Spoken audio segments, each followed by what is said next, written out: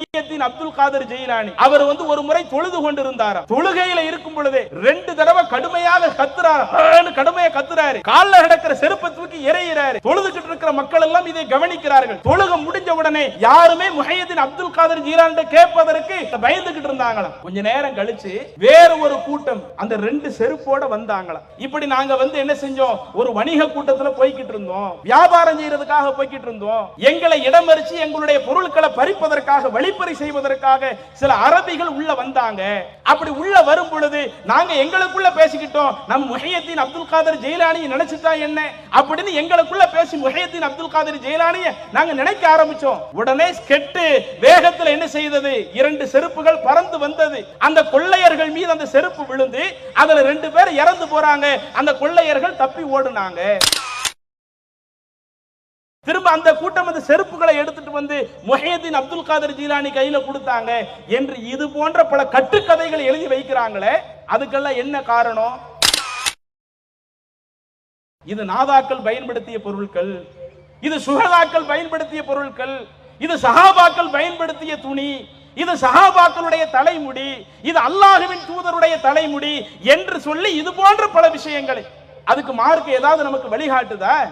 அல்லாஹ்வின் தூதருடைய தலைமுடி அது இன்றைக்கு நமக்கு நிறைய மகத்துவம் மிக்கது, எனவே நீங்கள் அந்த தலைமுடியை சேகரித்துக் கொள்ளுங்கள் மார்க்க நமக்கு சொல்லுதா? வகை இப்படித்தான் வழிகாட்டுதா? அல்லாஹ் நமக்கு போடக்கூடிய உத்தரவு என்ன? லக்கது கான லக்கும் ஃபீ ரசூலில்லாஹி உஸ்வத்துன் ஹஸனா. அஸ்ஸலாமு அலைக்கும் வரஹ்மத்துல்லாஹி பரகாத்துஹு. புகழ் அனைத்தும் நம்மை படைத்து பரிபாலிக்கிற இறைவனுக்கே உண்டாவதாக.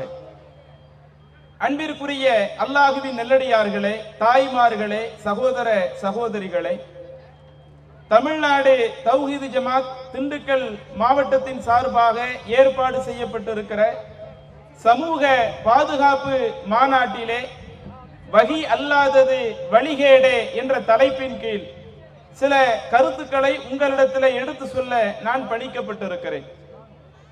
இந்த தலைப்பு இந்த மாநாட்டிற்கு தேர்வு செய்யப்பட்டதற்கும் சில அடிப்படை காரணங்கள் இருக்கிறது. உலகத்திலே முஸ்லிம்களாக வாழக்கூடிய நாம் நம்முடைய வாழ்க்கையை எப்படி அமைத்துக் கொள்ள வேண்டும் என்பதற்கு அல்லாஹு தஆலா குர்ஆன் மூலமாக ஏராளமான வழிகாட்டுதல்களை நமக்கு கற்றுத் தந்திருக்கிறான்.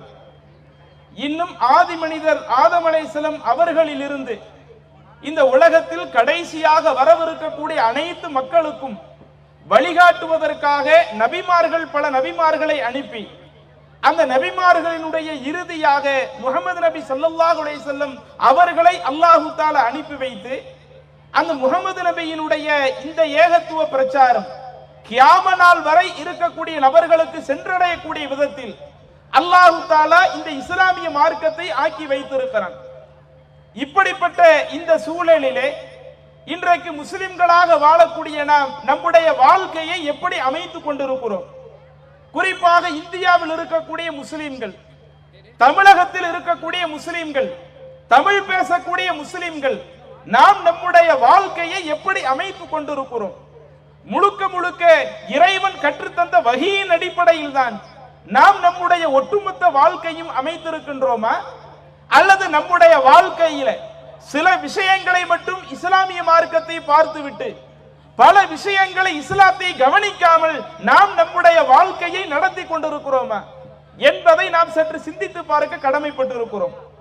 ஏனென்றால் இறைவன் நமக்கு திருமறையிலே இட்ட ஒரு உத்தரவு ஒட்டுமொத்த மனித சமூகத்திற்கும் அல்லாஹ் சொல்லுகிறான், யா பனி ஆதம இம்மா யஅத்தியன்னக்கும் ருசுலும் மின்கும் யகுஸூன அலைக்கும் ஆயாதி. ஆதமுடைய மக்களே, ஒட்டுமொத்த மனிதர்களை பார்த்து அல்லாஹ் பேசுகிறான், ஆதமுடைய மக்களே, உங்களிலிருந்து என்னுடைய வசனங்களை எடுத்து சொல்லக்கூடிய தூதர்கள் உங்களிடத்திலே தெளிவாக எடுத்து சொன்ன பொழுது ஃபமனித்தகா, யார் அதிலே இறையச்சத்தோடு நடந்து கொள்கிறார்களோ, வஅஸ்லஹ, தன்னுடைய வாழ்க்கையையும் சீர்திருத்திக் கொள்கிறார்களோ, ஃபலா கௌஃபுன் அலைஹிம் வலா ஹும் யஹ்ஸனூன், அவர்களுக்கு எந்த பயமும் கிடையாது, அவர்கள் எதற்கும் கவலைப்படவும் மாட்டார்கள் என்று அல்லாஹு தஆலா தன்னுடைய திருமறையில் குறிப்பிடுகிறான். அப்ப இந்த வசனம் நமக்கு சொல்லக்கூடிய கருத்து என்ன? இன்றைக்கு முஸ்லிம்களாக வாழக்கூடிய நாம், இல்ல நான் தௌஹீது ஜமாத்துக்காரன், இல்ல நான் சுன்னத்துல் ஜமாத்தை பின்பற்றக்கூடியவர்கள், அல்லது நாங்க ஒரு குறிப்பிட்ட குறிப்பிட்ட ஒரு தத்துவத்தை பின்பற்றக்கூடியவர்கள் என்று சொல்லக்கூடிய யாராக இருக்கட்டும், ஒட்டுமொத்த மனிதர்களை அழைத்து சொல்லுகிறான், நான் என்ன செய்திருக்கிறேன், உங்களிலிருந்தே சில தூதர்களை உங்களுக்கு அனுப்பி வைத்திருக்கிறேன். அந்த இறை தூதர் என்னுடைய வசனங்களை, நான் சொன்ன சட்டதிட்டங்களை உங்களுக்கு எடுத்தும் சொல்லி இருக்கிறார்கள். அப்படி எடுத்து சொன்ன பிறகு யார் அதுல இறையச்சத்தோடு, சரி இது நமக்கு அல்லாஹ்வுடைய கட்டளையில் இருந்து வந்திருக்கிறது, நாம் அல்லாஹ்வுடைய கட்டளையை கண்டிப்பாக ஏற்று நடக்கணும் என்று இறையச்சத்தோடு தன்னுடைய வாழ்க்கையில் தவறுகள் இருந்தாலும் யார் தன்னை சீர்படுத்திக் கொள்கிறார்களோ அவர்களுக்கு தான் எந்த பயமும் கிடையாது, அவர்கள் தான் மறுமையில் எதற்கும் கவலைப்பட தேவையில்லை என்று அல்லாஹ் தஆலா சொல்லிவிட்டு அதனுடைய தொடர்ச்சியாக அடுத்து சொல்லுகிறான், வல்லதீன கஸ்ஸபூ பி ஆயாத்தினா, நம்முடைய வசனங்களை யார் மறுக்கக்கூடியவர்களாக பொய்ப்படுத்தக்கூடியவர்களாக இருக்கிறார்களோ, வஸ்தக்பரு அன்ஹா, இன்னும் யார் நம்முடைய சட்டதிட்டங்களை பேணுவதில் இருந்து பெருமை அடித்துக் கொண்டிருக்கிறார்களோ, உலாயிக அஸ்ஹாபுன் நார், அவர்கள் நரகவாசிகள், இவர்கள் அந்த நரகத்தில் நுழையக்கூடியவர்களாக இருப்பார்கள் என்று அல்லாஹ் சொல்லுகிறான். அப்ப இந்த வசனத்தை நீங்கள் எடுத்து பார்த்தால் நமக்கு நபிமார்கள் வருவார்கள், அல்லாஹ்வுடைய பிரச்சாரத்தை எடுத்து சொல்லுவார்கள். அப்படி அந்த நபிமார்களுடைய பிரச்சாரம் நமக்கு கிடைத்து விட்டால் நாம் இறையச்சத்தோடு அந்த விஷயத்தை அணுக வேண்டும். நம்முடைய வாழ்க்கையில் தவறுகள் இருந்தாலும் அதை திருத்திக் கொள்ள வேண்டும். இந்த பண்பு யாரிடத்தில் இல்லையோ, யார் அல்லாஹ்வினுடைய வசனங்களை மறுக்கக்கூடிய விதமாக நடந்து கொள்ளுகிறார்களோ, அல்லது அல்லாஹ்வுடைய சட்டதிட்டம் எடுத்து சொல்லப்படும் பொழுது அதுல இருந்து யார் பெருமை அடிக்கக்கூடியவர்களாக இருக்கிறார்களோ அவர்களுடைய மறுமை நிலை, அவர்கள் நரகவாசியாக இருப்பார்கள், அந்த நரகத்தில் நுழையக்கூடியவர்களாக இருப்பார்கள் என்கிற ஒரு தத்துவத்தை அல்லாஹ் சொல்லி காட்டுகிறானே. அதே மாதிரி குர்ஆன்ல இன்னொரு வசனத்தையும் பார்க்கலாம், இன்னா அரல்னல் அமானத அல ஸமாவாத்தி வல் அர்லி வல் ஜிபால், நாம் மலைகளுக்கு, வானங்களுக்கு, பூமிக்கு அவைகளின் மீது அமானிதங்களை இறக்கி வைத்த பொழுது ஃபஅபைன ஐ யஹ்மில்ஹா, அந்த மலைகளாக இருக்கட்டும், பூமியாக இருக்கட்டும், அதே மாதிரி வானங்களாக இருக்கட்டும், நாம் இறக்கி வைத்த அந்த அமானிதங்களை அவைகள் ஏற்றுக்கொள்ள மறுத்து விட்டன. இன்னும் அதை ஏற்றுக்கொள்வதில் ஒரு அச்சத்தோடு இல்ல, நம்ம அமானிதத்துல ஏத்துக்க முடியாது என்று அவைகள் மறுத்து விட்டன. இன்சான், அந்த அமானிதத்தை நாம் மனிதர்கள் மீது சுமத்தினோம், மனிதன் அந்த அமானிதத்தை பெற்றுக் கொள்கிறான். இன்னஹு கான ஸலூமன் ஜஹூலா, இப்படி அந்த அமானிதத்தை பெற்றுக்கொண்ட அந்த மனிதன் அவன் அநியாயக்காரனாக இருக்கிறான், அவன் மூடத்தனத்தில் இருக்கக்கூடியவனாக இருக்கிறான் என்று அல்லாஹ் தஆலா சொல்லி காட்டுகிறானே. இறைவன் நமக்கு சுமத்திய அமானிதம் எது? வானங்களுக்கு தரப்படாத, பூமிக்கு தரப்படாத, மலைகளுக்கு தரப்படாத, மனிதர்களுக்கு மட்டும் அல்லாஹ் தரக்கூடிய அமானிதம் என்று சொன்னால் இறைவன் புறத்திலிருந்து வரக்கூடிய அந்த வேத அறிவிப்பு தானே, இறைவன் புறத்திலிருந்து வரக்கூடிய வகை செய்தி தானே. நாம நம்முடைய வாழ்க்கையை ஒவ்வொரு சந்தர்ப்பத்திலும் எப்படி அமைக்கணும்? நாம திருமணம் முடிக்க போறோமா, அந்த திருமணம் எப்படி இருக்கணும்? நாம ஒருவரோடு நட்பு பழகிறோமா, அந்த நட்பு எப்படி இருக்கணும்? வணக்க வழிபாடுகளில் ஈடுபடுகிறோமா, அந்த வணக்க வழிபாடு எப்படி இருக்கணும்? இப்படி நம்மளுடைய வாழ்க்கையினுடைய ஒட்டுமொத்தத்தையும் அல்லாஹ் நமக்கு வழிகாட்டி இருக்கும் பொழுது யார் அந்த அமானிதத்தின் அடிப்படையில் சரியாக நடக்கவில்லையோ, அப்படி நடக்காத நபர்களை பற்றி அல்லாஹ் சொல்லுகிற பொழுது இவ்வளவு அமானிதங்களை பெறக்கூடிய மனிதன் அவன் ஒரு அறிவீனியாக அவன் இருந்து கொண்டிருக்கிறானே, அவன் அநியாயம் செய்யக்கூடியவனாக இருக்கிறானே, நாம சொன்ன அடிப்படையில் அவனுடைய வாழ்க்கையை நடத்தாதவனாக இருக்கிறானே என்று அல்லாஹ் சொல்லிவிட்டு அதற்கு அடுத்த வசனத்திலே சொல்லுகிறான், லியுஅஸிபுல்லாஹுல் முனாஃபிகீன வல் முனாஃபிகாத். இப்படி அல்லாஹ்விடமிருந்து அமானிதத்தை பெற்று யார் அதுல நயவஞ்சகத்தனத்தோடு நடக்கிறாங்களோ, அல்லாஹ் சொன்ன சட்டத்தை முறையாக கடைபிடிக்காமல் நயவஞ்சகத்தோடு நடக்கக்கூடிய அந்த ஆண்களையும் பெண்களையும், வல் முஷ்ரிகீன வல் முஷ்ரிகாத், இறைவனுக்கு இணை கற்பிக்கக்கூடிய ஆண்கள் பெண்களை தண்டிப்பதற்கு தான் அல்லாஹ் தஆலா இப்படி செய்திருக்கிறான் என்று அல்லாஹ் தன்னுடைய திருமறையில் சொல்லுகிறான். அப்ப இன்னும் இது போன்ற அந்த வசனங்களை எடுத்து பார்த்தால் ஏராளம் நாம சொல்லிக்கொண்டே இருக்கலாம்.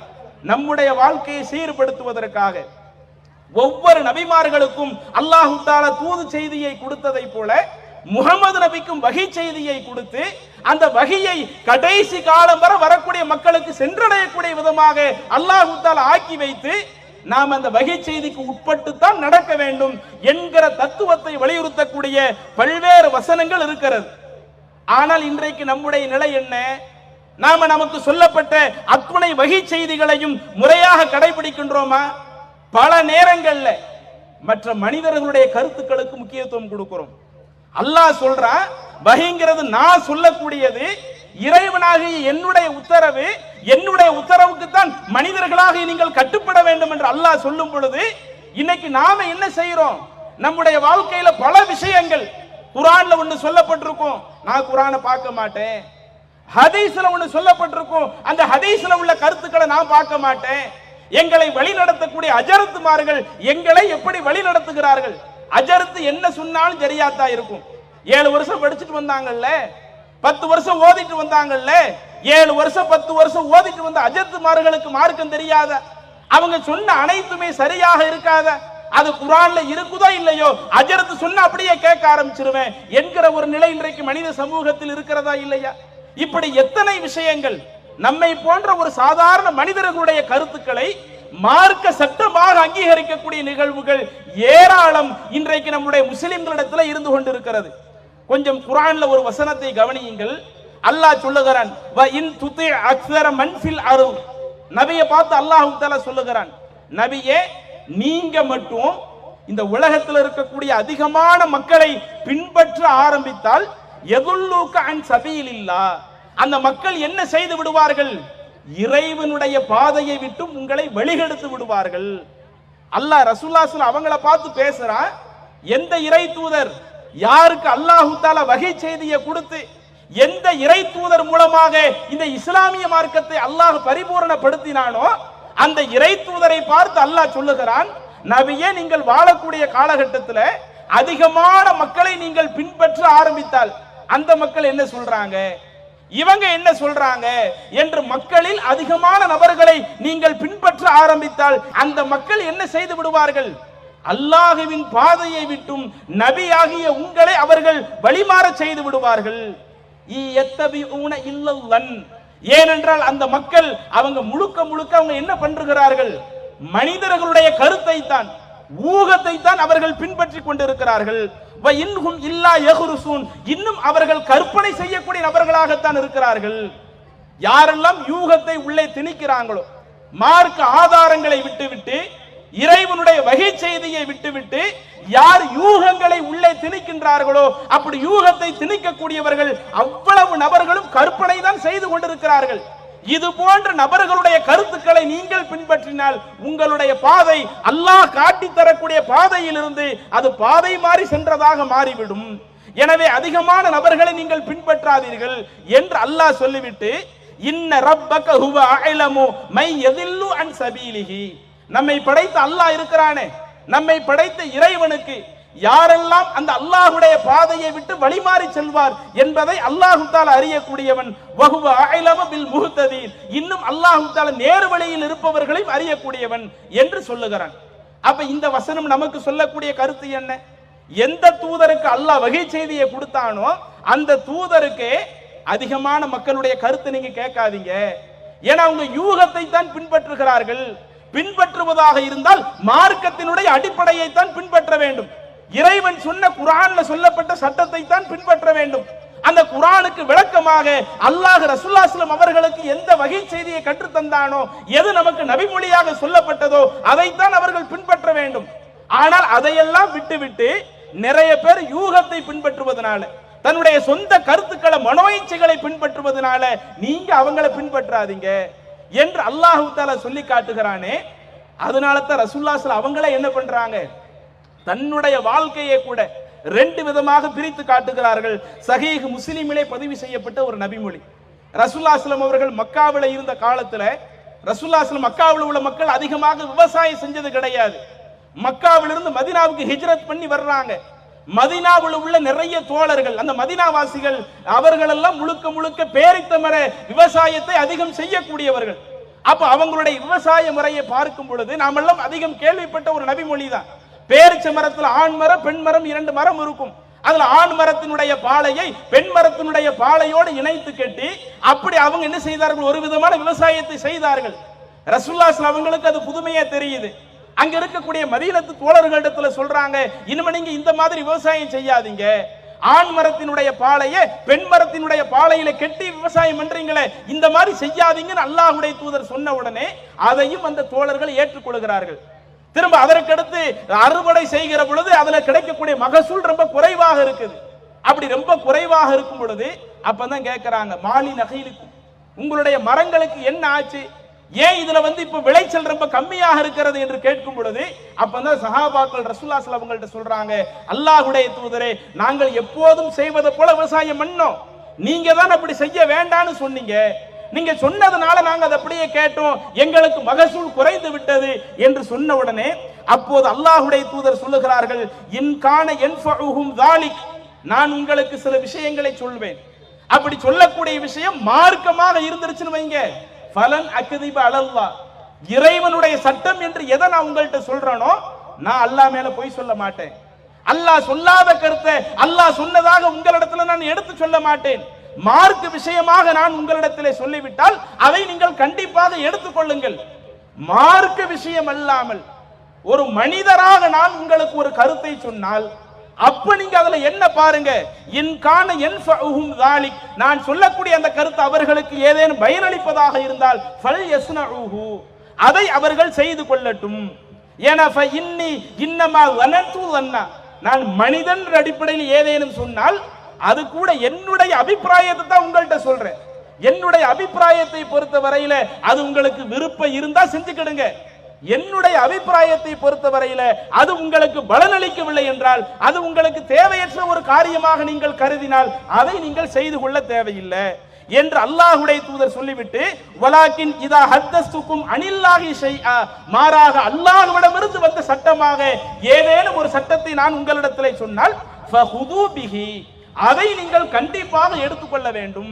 அப்ப இதெல்லாம் நமக்கு என்ன காட்டுது, ரசூலுல்லாஹி ஸல்லல்லாஹு அலைஹி வஸல்லம் அவங்களே தன்னுடைய வாழ்க்கையை இரண்டா பிரிக்கிறாங்கல்ல, தன்னுடைய வாழ்க்கையை இரண்டாக பிரித்து நான் மார்க்கம் என்று ஒரு கருத்தை உங்களிடத்திலே சொல்லிவிட்டால் அதை நீங்கள் கண்டிப்பாக ஏற்று நடந்தே ஆக வேண்டும், மார்க்கம் அல்லாமல் ஒரு மனிதர் என்ற அடிப்படையில் நான் ஒரு கருத்தை சொன்னால் அதை ஏற்றுக்கொள்வதும் ஏற்றுக்கொள்ளாமல் இருப்பதும் உங்களுடைய விருப்பத்துக்குள்ளது, நான் மனிதன் என்ற அடிப்படையில் சொன்ன ஒரு காரியத்தை நீங்கள் ஏற்றுக்கொள்ளாவிட்டாலும் நீங்கள் குற்றவாளியாக ஆக மாட்டீங்க, இறைவனுடைய தண்டனைக்குரியவங்களாக ஆக மாட்டீங்க என்று தன்னுடைய வாழ்க்கையவே, யாருக்கு வகையினுடைய தொடர்பு இருக்குதோ அந்த வகையினுடைய தொடர்பு இருக்கக்கூடிய நபிகள் நாயகம் ஸல்லல்லாஹு அலைஹி வஸல்லம் அவர்கள் தன்னுடைய வாழ்க்கையவே இப்படி இரண்டாக பிரித்து நான் மார்க்கம் வகி என்று சொன்ன விஷயத்தை நீங்கள் கண்டிப்பாக கேட்கணும், நான் வகை என்று சொல்லாத விஷயங்களை மனிதராக பேசிய விஷயங்களை அதை கண்டிப்பாக கேட்க வேண்டிய தேவையில்லை என்ற அளவிற்கு அல்லாஹ்வுடைய தூதரை பிரித்து காட்டி விட்டார்களே. இதுல நம்ம சரியாக இல்லாததுனால இன்றைக்கு முஸ்லிம்களாக இருக்கக்கூடிய நம்ம இடத்துல அந்த வகையை பின்பற்றக்கூடிய விஷயத்தில் சரியாக இல்லாததுனால என்னென்ன வழிகேடுகள் உள்ளே புகுந்திருக்கிறது நிறைய பட்டியலிடலாம்.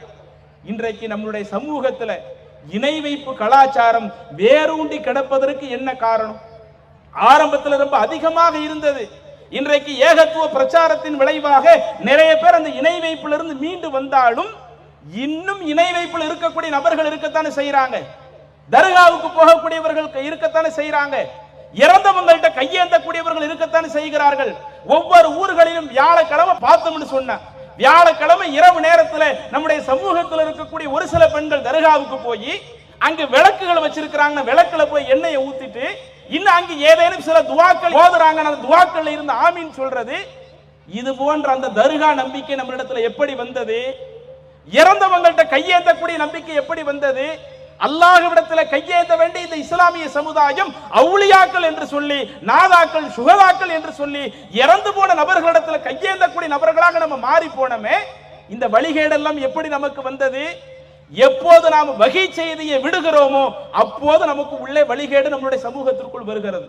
இன்னும் எந்த அளவுக்குனா இப்ப மாநாடு நடக்கக்கூடிய இந்த திண்டுக்கல்ல எடுத்துக்கிடுங்க, இந்த திண்டுக்கல்லிலேயே ஒரு வருஷம் 1.5 வருஷத்துக்கு முன்னாடி ஒரு கண்காட்சி மாதிரி ஒன்றை ஏற்பாடு செய்தார்கள். என்ன கண்காட்சி, அதுல சில முடிகளை எடுத்து வச்சுட்டு சில டிரெஸ்ல உள்ள சில துண்டுகளை எடுத்து வச்சுட்டு அதை ஒரு தனி கண்காட்சி மாதிரி காட்டி இவைகள் எல்லாம் சஹாபாக்கள் பயன்படுத்திய பொருட்கள், செருப்புல ஒரு செருப்பு இருக்கும், இது சஹாபாக்கள் பயன்படுத்திய பொருட்கள், டிரெஸ்ல ஜுப்பாவில் கொஞ்சம் கட் பண்ணி வச்சிருப்பாங்க, அதை ஒரு பிளாஸ்டிக் பாட்டிலுக்குள்ள அடைச்சு வச்சிருப்பாங்க, இது சஹாபாக்கள் பயன்படுத்திய பொருட்கள் என்று சொல்லி இப்ப இருக்கக்கூடிய இதே திண்டுக்கல்ல 1 வருஷத்துக்கு முன்னாடி 1.5 வருஷத்துக்கு முன்னாடி இப்படி நபி தோழர்கள் பயன்படுத்திய பொருட்கள் என்று சொல்லி ஒரு 50க்கு மேற்பட்ட பொருட்களை வச்சு அதை ஒரு கண்காட்சி மாதிரி ஆக்கி அதை நம்மளுடைய சமுதாயம் போய் பார்க்க போனாங்களே.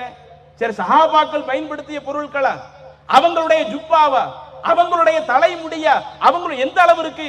இது அபூபக்கர் ரலியல்லாஹு அவர்களுடைய தலைமுடி, இது உமர் ரலியல்லாஹு அன்ஹு அவர்களுடைய தாடி முடி, இது அலி ரலியல்லாஹு அன்ஹு ஒரு போர்க்களத்துக்கு போகும்போது ஜுப்பா போட்டு போனாங்களே அந்த ஜுப்பாவுல உள்ள ஒரு பகுதி என்று சொல்லி இன்றைக்கு சஹாபாக்கள் பயன்படுத்திய பொருட்கள், நாதாக்கள் பயன்படுத்திய பொருட்கள், சுஹதாக்கள் பயன்படுத்திய பொருட்கள் என்று சொல்லி இப்படி ஒரு கண்காட்சி ஏற்பாடு செய்யப்படுகிறது.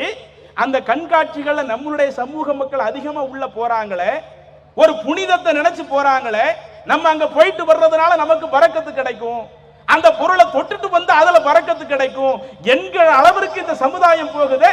இதுதான் மார்க்கம் கற்று தந்ததா? அல்லாஹ்வுடைய தூதர் இப்படிப்பட்ட சமூகத்தை தான் உருவாக்கி காட்டினார்களா? அப்படியே ரசூலுல்லாஹி ஸல்லல்லாஹு அலைஹி வஸல்லம் காலத்திற்கு வாருங்கள். அல்லாஹ்வின் தூதருடைய காலத்திலே ஹுனைன் யுத்தம் நடைபெறுகிறது. ஹுனைன் யுத்தம் முடிந்து முஸ்லிம் படை வீரர்கள் வந்து கொண்டிருக்கிறார்கள்.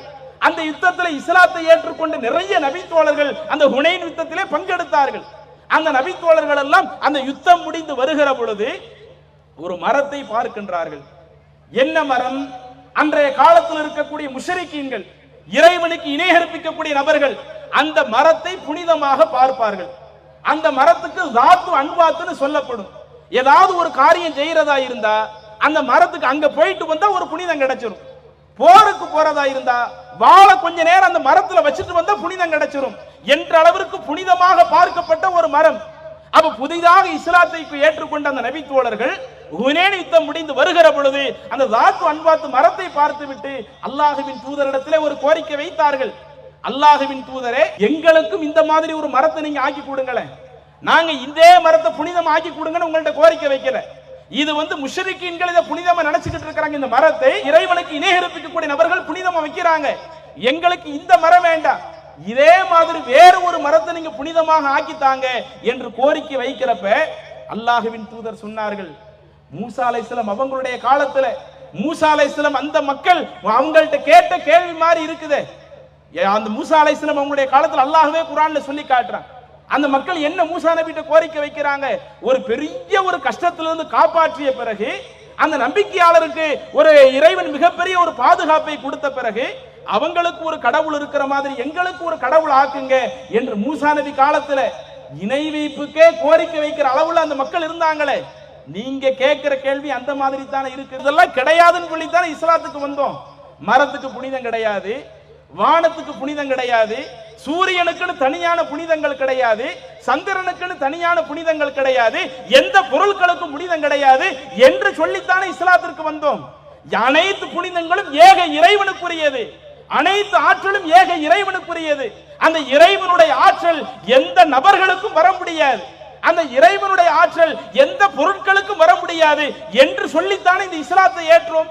இப்படிப்பட்ட இஸ்லாத்தில் வந்துவிட்ட பிறகு அடுத்தவங்களுடைய நடைமுறையை பார்த்து அவங்களுக்கு ஒன்று அமைச்சு தந்த மாதிரி எங்களுக்கு ஒன்று அமைச்சு தாங்க என்று நீங்கள் கோரிக்கை வைக்கிறீங்களே, விவரம் இல்லாத மக்களாக இருக்கிறீங்களே என்று அல்லாஹ்வின் தூதர் எதை கண்டித்து அந்த சமுதாயத்தை உருவாக்கினார்களோ, ஆரம்பத்திலேயே எந்த விஷயத்தை கிள்ளி எறிந்தார்களோ, இன்றைக்கு அது நம்மளுடைய சமூகத்துல வேரூன்றி போய் கிடக்குதே.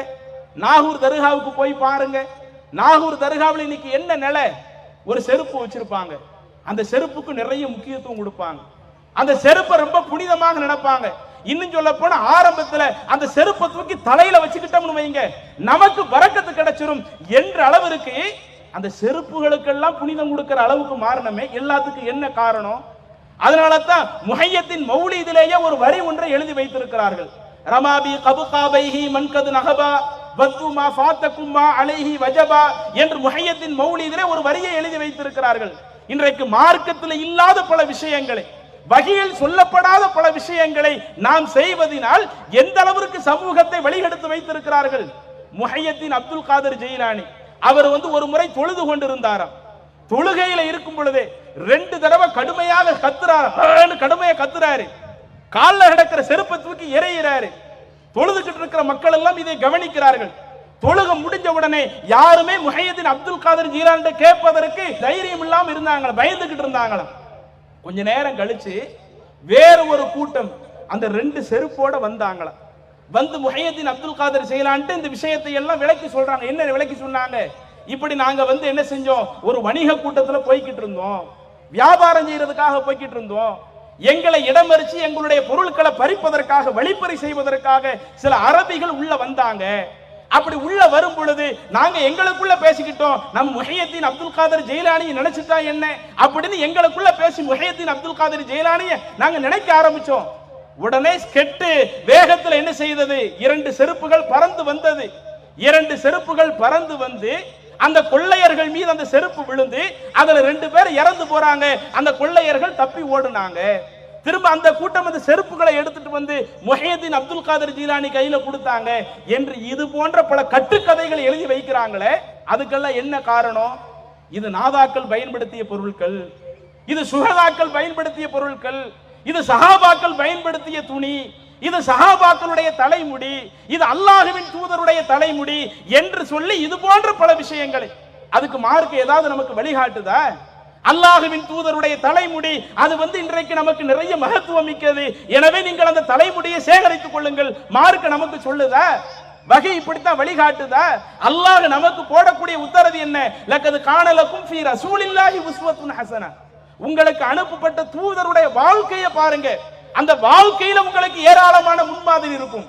அவங்க எப்படி பேசினாங்க, அவங்க குடும்பத்துல எப்படி நடந்தாங்க, வணக்க வழிபாட்டில் எப்படி இருந்தாங்க, அல்லாஹ்வின் தூதருடைய வாழ்க்கை முறையை பார்ப்பதை விட்டுவிட்டு, அவங்க சொல்லக்கூடிய போதனைகளை கேட்பதை விட்டுவிட்டு, இது ரசூலுல்லாஹி ஸல்லல்லாஹு அலைஹி வஸல்லம் பயன்படுத்திய துணி, இது சஹாபாக்கள் பயன்படுத்திய துணி, இது சுஹதாக்கள் முன்னோர்கள் பயன்படுத்திய செருப்பு என்று மார்க்கத்தில் இல்லாத பல விஷயங்களுக்கு முக்கியத்துவம் கொடுத்ததுனால தான் இன்றைக்கு நம்முடைய சமுதாயத்தில் தர்கா வழிபாடு அதிகமாக ஊறி போய் இருக்கிறது.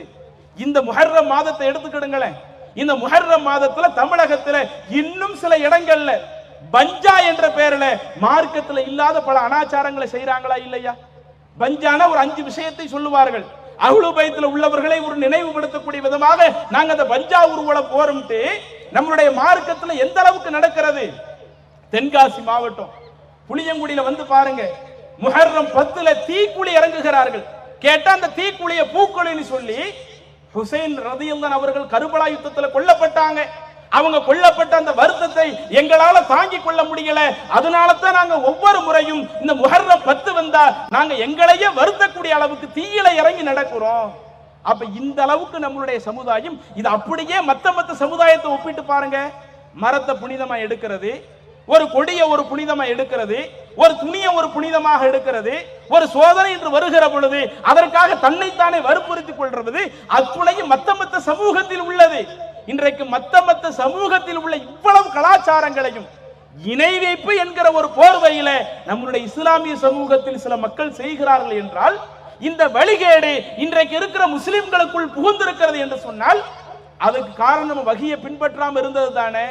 வகியை மட்டும் நாம் ஒழுங்காக பின்பற்றினால் இன்றைக்கு இது போன்ற விஷயங்களிலிருந்து நாம முற்றிலும் விலகி இருக்கலாமா இல்லையா? அதே மாதிரி பாருங்க, இப்படி புனிதம் என்ற பெயரில் எவ்வளவோ வழிகேடுகள் நம்மளுடைய மார்க்கத்துக்குள் புகுந்திருக்கிறது. இணை வைப்பு நிறைய அதுல உள்ளே வந்திருக்கிறது. இதே மாதிரி இன்னும் நம்முடைய சமூகத்தில் சிறப்புகள் என்ற பெயரிலேயும் ஏராளமான வழிகேடுகள் புகுந்திருக்கிறது. அது என்ன சிறப்பு? அதுதான் ஆரம்பத்தில் சொன்ன மாதிரி, அஜர்த்துமார்களா 7 வருஷம் படிச்சுட்டு வந்துட்டாங்க, 10 வருஷம் படிச்சுட்டு வந்துட்டாங்க, அவங்க என்ன சொன்னாலும் கேட்டுட்டு போயிருவோம். அஜர்த்து மாதர்கள்ல சாதாரண ஒண்ணா என்று சொல்லி முழுக்க முழுக்க சிறப்புகள் என்ற பெயர்வையிலேயும் நம்முடைய சமுதாயம் இன்றைக்கு இறைவன் சொன்ன வகையை விட்டு தடமாறி போய் கொண்டிருக்கிறோம். அதே மாதிரி மதுகப் என்ற போர்வையிலேயும் இன்றைக்கு நாம தடப்புரண்டு போய் இருக்கிறோம். இன்றைக்கு தமிழகத்தில் எடுத்து பார்த்தீங்கன்னா அதிகமாக ஹனஃபி மதுகபை பின்பற்றக்கூடியவர்கள் இருப்பார்கள், அதற்கு அடுத்தபடியாக ஷாஃபி மதுஹபை பின்பற்றக்கூடியவர்கள் இருப்பார்கள். ஒரு தொழுகையை நிறைவேற்றுவதா இருந்தாலும் இன்னைக்கு நாம் அல்லாஹ்வுக்காக தொழுகிறோம், அல்லாஹ் சொல்ல போய் தானே தொழுகிறோம். அந்த தொழுகை எப்படி நாம தொழுகணும்? அல்லாஹ்வுடைய தூதர் சொல்லி காட்டுகிறார்கள், என்னை எவ்வாறு தொழ கண்டீர்களோ அவ்வாறே நீங்கள் தொழுகுங்கள். நான் தொழுது காட்டி அந்த முறைக்கு மாற்றமாக உங்களுடைய தொழுகை அமைக்காதீங்க என்று அல்லாஹ்வுடைய தூதர் கற்றுத் தந்திருக்க, இன்றளவும் சில பள்ளிவாசல்ல போய் பாருங்க, ஆரம்பத்தில் மாட்டி வச்ச போர்டை எடுக்காமல் இருக்கிறார்கள். என்ன இருக்கும்? 4 மதுஹபுகளை பின்பற்றாதவர்கள் பள்ளிக்குள்ள வந்து தொழக்கூடாது, தலையில தொப்பி அணியாதவர்கள் பள்ளிக்குள்ள வந்து தொழக்கூடாது, கர்ச்சீஃப் அணியாதவர்கள் பள்ளிக்குள்ள வந்து தொழக்கூடாது, தொழுகையில விரலை ஆட்டி கொண்டிருப்பவர்கள் அவங்க இந்த பள்ளியில தொழுகிறதுக்கு அனுமதி கிடையாது. ஒரு பள்ளிவாசல்ல தொழுகை நிறைவேற்றுறதா இருந்தா 4 மதுஹப்ல ஏதாவது ஒண்ணா இருக்கணும். ஷாஃபி இமாம் சொன்ன அடிப்படையில தொழுகை இருக்கணும், ஹனஃபி இமாம் சொன்ன அடிப்படையில தொழுகை இருக்கணும் என்கிற அளவிற்கு இன்றைக்கு அந்த மதுஹப்கள் நம்முடைய சமூகத்துல ஊறி போய் இருக்குது. அப்ப வணக்க வழிபாடிலேயே அல்லாஹ்வுடைய தூதர் ஒன்றை கற்றுத் தந்திருக்க அதற்கு மாற்றமான பல விஷயங்களை நாம் செய்தாலும் அதற்கு மதுஹப்களை காரணம் சொல்றோமே. ஏன் இந்த வழிகேடு வந்துச்சு? இமாம்கள்னா சாதாரணமான ஆளா? ஷாஃபி இமாம் என்ன சாதாரணமா? ஹனஃபி இமாம் என்ன சாதாரணமா என்று அவங்களுடைய சிறப்புன்னு நிறைய விஷயம் நமக்கு சொல்லப்பட்டது. அப்படி சொல்லப்பட்ட சிறப்புகளை நம்பி இவ்வளவு சிறப்புக்குரியவங்க என்ன சொன்னாலும் கேட்டுக்குவோம் என்று நம்முடைய சமுதாயம் மாறி போனதனுடைய விளைவு இன்றைக்கு நாம மார்க்கத்தை விட்டு தடபுரண்டு போய் நிக்கிறோம். ஆனால் அந்த இமாம்களே சொன்ன கருத்து என்ன? அவங்களுடைய கருத்துக்களை நீங்கள் எடுத்து பார்த்தாலும் இதா குல்து கௌலன் யுகாலிஃபு கிதாபல்லாஹ், அல்லாஹ்வுடைய வேதத்திற்கு மாற்றமாக நான் ஒரு கருத்தை சொன்னால் அபூ ஹனீஃபா இமாம் சொன்னதாக நாம் மதுஹப் புத்தகங்களே பார்க்கிறோம். அல்லாஹ்வுடைய கருத்துக்கு குர்ஆன் வசனத்துக்கு மாற்றமா நான் ஒன்றை சொல்லி இருந்தால் வஹபர ரசூல், இறை தூதருடைய கூற்றுக்கு மாற்றமாக நான் ஒரு கருத்தை சொல்லி இருந்தால் ஃபத்ருக்கு கௌலி, அதுல ஏன் பேச்ச கேட்க தேவையில்லை. யாரை சொல்லி இன்றைக்கு மதுஹபை வளர்த்து கொண்டிருக்கிறார்களோ, மதுஹப்களை தூக்கி பிடித்துக் கொண்டிருக்கிறார்களோ அந்த இமாம்கள்ல ஒருவர் சொல்லுகிறார், அபூ ஹனீஃபா சொல்லுகிறார், நான் சொல்லக்கூடிய ஒரு சட்டம் அது குர்ஆனுக்கு மாத்தமா இருந்தா என் பேச்ச கேட்காதே, நான் சொல்லக்கூடிய சட்டம் ஹதீஸுக்கு மாத்தமா இருந்தா என் பேச்ச கேட்காதே, என்னுடைய பேச்சை தூக்கி எறிந்து விட்டு அல்லாஹ் சொன்ன கருத்தையே கேள், அல்லாஹ்வின் தூதர் சொன்ன கருத்தையே கேள் என்றுதானே அவர் சொல்லுகிறார். அதே போல மாலிக் இமாம் சொல்லக்கூடிய கருத்தும் இதுவாகத்தான் இருக்கிறது. ஷாஃபி இமாம், இன்றைக்கு ஷாஃபி மதுஹப்ல உள்ளவங்களும் தமிழகத்தில் இருக்கிறமே, அந்த ஷாஃபி இமாம் சொன்னது என்ன? இதா சஹல் ஹதீஸு ஃபஹுவ மதுஹபி. நான் ஒரு கருத்தை சொல்லி இருப்பேன், நீங்க ஒரு ஹதீஸை பார்க்கிறீங்க, இப்படி ஒரு ஹதீஸை பார்த்து விட்டால் எதை நீங்கள் ஹதீஸாக பார்க்கிறீங்களோ, அல்லாஹ்வுடைய தூதர் சொன்னதாக எதை பார்க்கிறீங்களோ ஃபஹுவ மதுஹபி, அதுதான் என்னுடைய கருத்து. அதுக்கு மாத்தமா ஒன்னு சொன்னாலும் அதை நீங்க ஏத்துக்க தேவையில்லை, ஹதீஸை பின்பற்றுவதுதான் என்னுடைய மதுஹப் என்று சொன்னாரே. இன்றைக்கு அப்படி சொன்ன அந்த இமாம்கள் இருக்க அவங்க பேர்ல எவ்வளவோ மார்க்கத்துல இல்லாத தொழுகையில நான் நெஞ்சில தக்பீர் கட்ட மாட்டேன், நான் தொப்புள்ள தான் கெட்டுவேன், இன்னைக்கு இருக்கிறமா இல்லையா? அதுக்கு என்ன ஆதாரத்தை பார்த்தோமா? அல்லாஹ்வுடைய தூதர் அப்படி கற்று தந்தாங்கன்னு பார்த்தோமா? அத்தஹியாத் இருக்கிறோம், விரல அசைக்கணுமா அசைக்க கூடாத? அஷ்ஹது அல்லா இலாஹன்னு சொல்லும்போது விரலை நீட்டுறது, இல்லல்லான்னு சொல்லும்போது விரலை கீழே போடுறது, இப்படி செய்யறோம். இதுக்கு என்ன ஆதாரம்? அல்லாஹ்வுடைய தூதர் கற்று தந்தாங்களா? குர்ஆன்ல அதற்கான ஆதாரம் இருக்குதா? ஹதீஸ்ல அதற்கான ஆதாரம் இருக்குதா என்று குர்ஆன் ஹதீஸை பார்ப்பது கிடையாது. குர்ஆன் ஹதீஸ்களை பார்க்காமல் இப்படி மதுஹப்களை சார்ந்து போறதுனால இதுல நமக்கு என்ன இழப்பு? அல்லாஹ் தன்னுடைய திருமறையில் சொல்லி காட்டுகிறானா இல்லையா? வமை யப்தகி கைரல் இஸ்லாமி தீனா, இஸ்லாத்தில் சொல்லப்படாத ஒரு காரியத்தை ஒருவன் தனக்கு நன்மை கிடைக்கும் என்று நினைத்து செய்தாலும் அல்லாஹ் சொல்லியிருக்க மாட்டான், அவனுடைய தூதர் ஒன்ன சொல்லியிருக்க மாட்டாங்க. நாமளா நிறைய உருவாக்கி செய்திருப்போம்.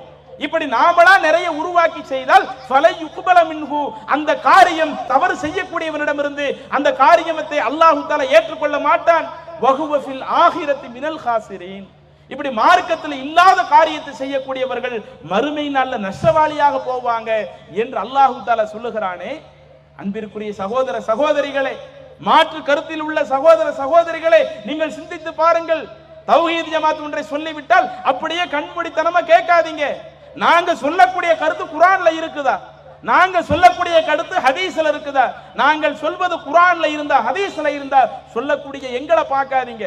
இவன் எந்த இயக்கத்துல உள்ளவனு பார்க்காதீங்க. அவன் சொல்லக்கூடிய கருத்து குர்ஆன் சுன்னாவிற்கு உட்பட்ட கருத்தாக இருந்தால் அதை ஏற்றுக்கொள்ளக்கூடிய மனநிலைக்கு வாருங்கள். அதே போல ஒருவர் பேசுகிறார், நல்ல பேசுற ஒரு ஆளா இருக்கலாம், ஆனால் அவர் பேசக்கூடிய கருத்து மார்க்கத்திற்கு மாற்றமான கருத்தாக இருந்தால், வஹீக்கு மாற்றமான கருத்தாக இருந்தால் அந்த கருத்திலிருந்து முற்றிலும் விலகி வருவதுதான் முஸ்லிம்களாகிய நாம கடைபிடிக்க வேண்டிய ஒண்ணு. இன்னைக்கு இப்படி சிறப்புகள் என்ற பெயரில் மதுஹப்கள்ல புகுந்தவர்களாக இன்றைக்கு நம்மள சில நபர்கள் இருக்கிறோம். அதே மாதிரி இன்னும் சில முஸ்லிம்கள் இருக்கிறாங்க, நாங்க மதுஹப்கள் கிடையாது, 4 மதுஹப்களை பின்பற்றக்கூடிய ஆட்கள் கிடையாது, அஜர்த் மார்க்கம் சொன்னாலே சரியா இருக்கும் என்று சொல்லக்கூடிய ஆட்கள் கிடையாது. இருந்தாலும் நாம ஒரு கருத்தை ஏத்துக்கிறதா இருந்தா சஹாபாக்கள் என்ன சொல்லி இருக்கிறாங்க, சஹாபாக்களுடைய நடைமுறை என்ன? குர்ஆன்ல இருந்தா மட்டும் பத்தாது, ஹதீஸ்ல இருந்தா மட்டும் பத்தாது, அந்த குர்ஆனை தாண்டி ஹதீஸை தாண்டி சஹாபாக்களுடைய நடைமுறை என்ன, அதுல ஒரு சஹாபி என்ன சொன்னாங்க, நிறைய சஹாபி என்ன சொன்னாங்க என்று சொல்லி இன்றைக்கு நவீன சலஃபியாக்கள் என்று சொல்லக்கூடியவர்கள், நாங்களும் இன்றைக்கு சலஃபு கொள்கையில தான் இருக்கிறோம் என்று சொல்லக்கூடியவர்கள், அவங்க ஒரு பக்கம் போகிறார்கள். அவர்களுடைய போக்கும் எப்படி இருக்கிறது? இன்றைக்கு அவங்களுடைய பிரச்சாரத்தை கவனிச்சாலும் சேம் இதே கான்செப்ட் தான். சஹாபாக்கள் எவ்வளவு சிறப்பிற்குரியவர்கள், சஹாபாக்கள் எவ்வளவு மதிப்பிற்குரியவர்கள், இப்படி மதிப்பிற்குரிய சிறப்பிற்குரிய சஹாபாக்கள் ஒரு சொன்ன நம்ம அதை ஏத்துக்கத்தான் ஆகணும். நாமளா ஒரு கருத்தை எடுப்பதை விட, ஒரு குர்ஆன் வசனத்தை படிக்கிறோம், ஒரு ஹதீஸை படிக்கிறோம், நாமளா சட்டம் எடுக்கவே கூடாது. நமக்கு அதனுடைய ஞானம் விளக்கமே தெரியாது. சஹாபாக்கள் அந்த குர்ஆன் வசனத்துக்கு என்ன விளக்கம் சொன்னாங்களோ, சஹாபாக்கள் அந்த ஹதீஸுக்கு என்ன விளக்கம் சொன்னாங்களோ அதைத்தான் நாம கேட்கணும். என்ன ஆதாரம்? சஹாபாக்கள் சிறப்புக்குரியவர்கள். அப்படி சிறப்புக்குரியவர்கள் என்று சொல்லியே இன்றைக்கு வஹியல்லாத விஷயங்களை எல்லாம் மார்க்கமாக்கக்கூடிய கூட்டமாக இன்றைக்கு இருக்கக்கூடிய நவீன சலஃபியாக்கள் இருக்கிறார்களே, அதற்கு அவங்க எடுத்து சொல்லக்கூடிய மிக முக்கியமான ஆதாரமே எல்லாம் சிறப்புக்குரியவர்கள். சஹாபாக்கள் சிறப்பிற்குரியவர்கள் என்பதுல எந்த மாற்று கருத்து இல்லை. தௌஹீத் ஜமாத் நாங்க ஏதாவது சொன்னோமா? சஹாபாக்கள் எல்லாம் சிறப்பிற்குரிய ஆட்கள் இல்லை என்று நம்ம ஜமாத்துல ஏதாவது பிரச்சாரம் பண்றோமா? நம்மை ஒப்பிடுகிற பொழுது நம்மை விட பல மடங்கு சஹாபாக்கள் சிறந்தவங்க தான். சிறந்தவங்க என்பதற்காக நாம அவங்களை பின்பற்றி விட முடியுமா? அல்லாஹ் தஆலா ஒன்றை பின்பற்ற வேண்டும் என்று சொன்னால் வஹியை மட்டும் தானே பின்பற்ற சொல்லுகிறான். இறை நம்பிக்கையாளருடைய தன்மை அப்படித்தானே இருக்கும். குர்ஆன் அல்லாஹ் சொல்லுகிற பொழுது இன்னமா கான கௌலல் முஃமினீன இதா துஉ இலல்லாஹி வ ரசூலிஹி லியஹ்கும பைனஹும், இறை நம்பிக்கையாளர்கள் அவங்க அல்லாஹ்வின் பக்கமும் அவனுடைய தூதரின் பக்கமும் ஒரு விஷயத்திற்கு தீர்ப்புக்காக அவங்க அழைக்கப்படுகிற பொழுது லியஹ்கும பைனஹும், அவங்களுக்கு மத்தியில் சட்டம் வழங்குவதற்காக அல்லாஹ்வின் பக்கமும் அல்லாஹ்வின் கூற்றின் பக்கமும் இறை தூதருடைய கூற்றின் பக்கம் அழைக்கப்படுகிற பொழுது ஐயகூலு சமீஅனா வ அத்தஅனா, அந்த இறை நம்பிக்கையாளர்கள் என்ன சொல்லணும்? அல்லாஹ் ஒன்னு சொன்னானா நாங்க கேட்டோம், வ அத்தஅனா கட்டுப்பட்டோம்னு சொல்லணும். அல்லாஹ்வுடைய தூதர் ஒன்னு சொல்றாங்களா நாங்க காதால கேட்டோம் கட்டுப்படுறோம்னு சொல்லணும். நாம கேட்பதாக இருந்தாலும் கட்டுப்படுவதாக இருந்தாலும் நம்மளுடைய வாழ்க்கையில செவிசாய்க்கக்கூடிய அத்துணை விஷயங்களும் இறைவன் கற்று தந்த வஹி செய்தியாக மட்டும்தான் இருக்கணுமே ஒழிய அந்த வஹி செய்தியை தாண்டி அல்லாஹ்வின் தூதருடைய கூற்றை தாண்டி அடுத்தவருடைய கூற்றையும் மார்க்கமாக்க வேண்டும் என்கிற ஒரு சட்டத்தை அல்லாஹ் தஆலா நமக்கு கற்றுத்தரவே இல்லை.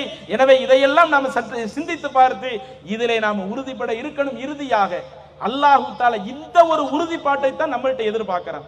ஷரஅ லக்கும் மினத் தீனி மா வஸாபிஹி நூஹன், நூஹ் நபிக்கு நாம எதை வசியத்தாக சொன்னோமோ அதைத்தான் இந்த இறுதி உம்மத்திற்கு நாம மார்க்க சட்டமாக ஆக்கியிருக்கிறோம்.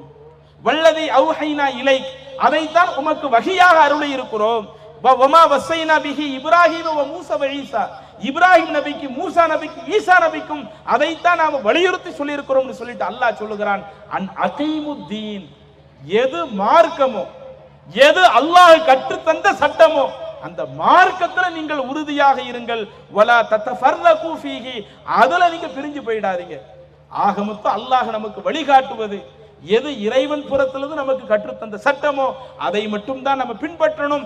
இதை மட்டும் பின்பற்றக்கூடியவர்களாக நாம இருந்தால் இன்றைக்கு மதுஹபுகள் நம்ம சமுதாயத்தில் இருக்காது, தரீகாக்கள் நம்முடைய சமூகத்தில் இருக்காது, தர்கா வழிபாடுகள் நம்ம சமூகத்தில் இருக்காது, முஹர்ரம் பஞ்சா கூத்துக்கள் நம்ம சமூகத்தில் இருக்காது, இன்னும் மார்க்கத்துக்கு மாற்றான எந்த ஒரு நிகழ்வுகளும் நம்முடைய சமூகத்தில் இருக்காது. எப்போது இந்த இஸ்லாமிய சமூகம் முழுக்க முழுக்க வஹி செய்திக்கு மட்டும் கட்டுப்படுகிறதோ, இப்படி வஹி செய்திக்கு மட்டும் கட்டுப்படுகிற பொழுது அல்லாஹ் எதிர்பார்த்த அந்த சமுதாயமாக நாம மாற முடியும். இதை நோக்கித்தான் இந்த ஜமாத்துல நாம உங்களுக்கு அழைப்பு விடுகிறோம். நாம எதை சொன்னாலும் அது அல்லாஹ்வுடைய கருத்தாக இருக்கிறதா, அல்லாஹ்வின் தூதருடைய கருத்தாக இருக்கிறதா, அப்படி இருந்தால் அதை கேட்டு பின்பற்றக்கூடிய நன்மக்களாக இருக்கணும். அது வல்லாதவர் அனைத்து விஷயங்களை விட்டும் தவிர்த்து முழுக்க முழுக்க வஹி செய்திக்கு மட்டும் கட்டுப்படக்கூடிய ஒரு சமுதாயமாக அல்லாஹ் நம் அனைவரையும் ஆக்கியருள்வானாக என கூறி நிறைவு செய்கிறேன். வாஹிரு தஅவானா அனில் ஹம்துலில்லாஹி ரப்பில் ஆலமீன். அஸ்ஸலாமு அலைக்கும் வரஹ்மத்துல்லாஹி வபரகாத்துஹு. அல்லாஹு அக்பர். அல்லாஹ்